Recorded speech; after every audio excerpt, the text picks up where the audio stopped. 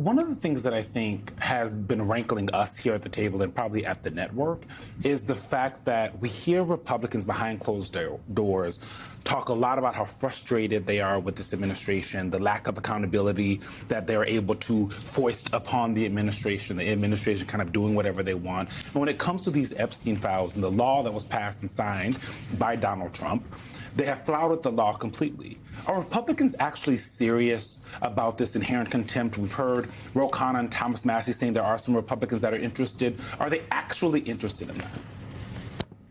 I actually think there is a shift that has happened in the Republican Congress. I think that the Epstein files bipartisan vote was a big part of that. I mean, obviously, we've seen and heard some of the comments from Marjorie Taylor Greene and others in the last few weeks. But there has been a shift. I think that people in the Republican conference see that Donald Trump is weakened. They see that he's clearly hiding something. I'm not sure how any American, regardless of party, and that includes those in Congress, can look at the actions of the president, look at the actions of the DOJ, and not make the clear assumption or just the clear fact that's being laid out for us that there is a massive cover-up going on. And covering up for who?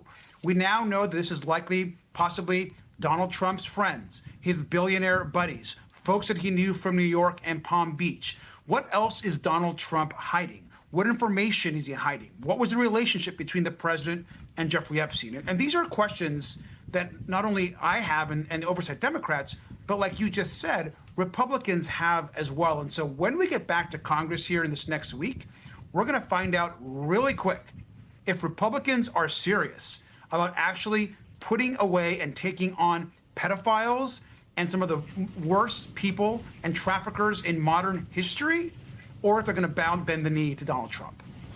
Congressman, it seems like there's this slow drip going on. You have 1 million files that suddenly just appeared overnight from the DOJ in the last few days. There seems to be this drip of new information. Yet it seems to be a coordinated effort, as you mentioned, to hide something. There is something that is elusive here. What tools do you have at your disposal, specifically in the minority right now, to be able to get to the truth? And do you think that the real version of all of this exists somewhere and could be perhaps held for history, if nothing else? So I think a couple of things are important. I mean, one, let's be really clear. What the DOJ is doing right now, besides being completely illegal and defying Congress, is completely disrespectful to the survivors. I mean, they're not redacting all the survivors' names. They're openly redacting other information. This idea that they somehow found 1 million documents it's crazy, and everyone should be just completely beside themselves on that issue alone. How do you find a million pages of documents on the Epstein files, the single largest, probably highest profile investigation happening right now in the Congress? There's a lot that Congress is doing and more that we can do. There's going to likely be some type of legal action that's going to be put in place, either from both Congress and outside groups. You're seeing this contempt charge that's going to move forward, I believe, in the Congress. I think there will be Republican support on that. There's conversations about taking that even further. Additional new legislation could be on the table. And the public is also turning on Donald Trump and the administration. And that part is also incredibly important. But I also want to leave on the table, Democrats, you mentioned we're in the minority. We also have to win.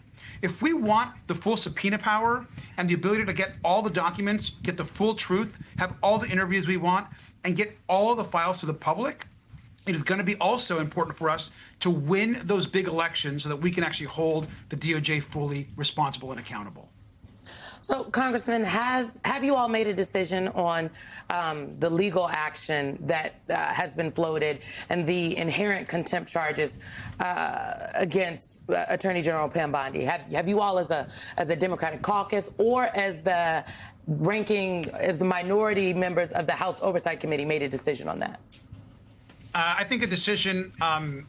There obviously we've had the discussions already. I think we're all waiting for Congress to come back into session. I think within that first week of Congress, there's a lot going to happen pretty quickly. And so I was talking to even some Republicans today that are also, per the last question, they're very frustrated. So I think we're trying to see how much Republican support we can actually get to push these Epstein files out in the open.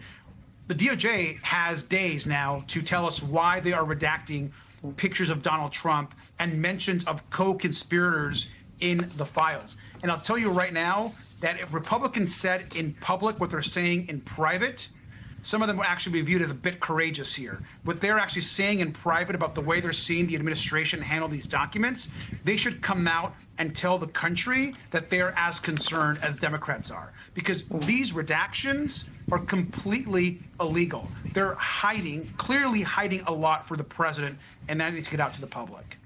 The different conversations happening behind closed doors and in front of the cameras and to us is the story of the Trump era with Republicans. I want to look at some new reporting from MS Now, our colleagues at MS Now. White House in Durban, senators in a letter to Susie Wiles. The letter's dated on December 22nd, but the story came out today. The text of the letter says, in a recent Vanity Fair profile, you said you have read the Epstein file, that President Trump is in the file, was on Epstein's plane, and is on the manifest. Please be kind enough to explain when and where and under what authority you gained access to this material. Senators Sheldon Whitehouse and Dick Durbin requesting that Wiles respond by January 5th. It's a very good question. She seemed to know a lot about what was in the files. Why was the chief of staff at the White House so clued into what was in the files and where President Trump's name was in the files? I don't know if you have any answers on that. I mean, I think that really speaks to a lot of the reporting that has been done about the early days of the Trump administration and the files. We know that there was a review done at the White House. We know that Pam Bondi herself apparently had the Epstein files on her desk. We know that she reviewed those, that there were FBI agents going through those files, looking at redactions. Trump himself had been briefed multiple times about what was in the files. Susie Wiles, we know, has told and had mentioned to Trump that he himself were in the files. That's around the same time Trump, we know, tried to essentially make this go away. I mean, I want to remind people that a few months ago, Trump was basically saying that there was no investigation, that it was closed, there was nothing else to do, case closed, according to Donald Trump and Pam Bondi. And so it's clear, it's all pointing in the same direction.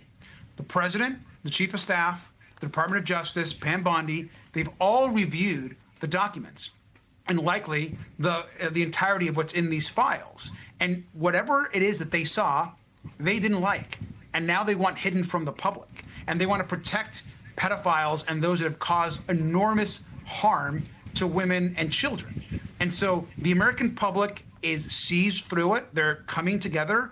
And the releasing of the Epstein files right now is the most bipartisan issue in the country. And they need to do the right thing and get the files out.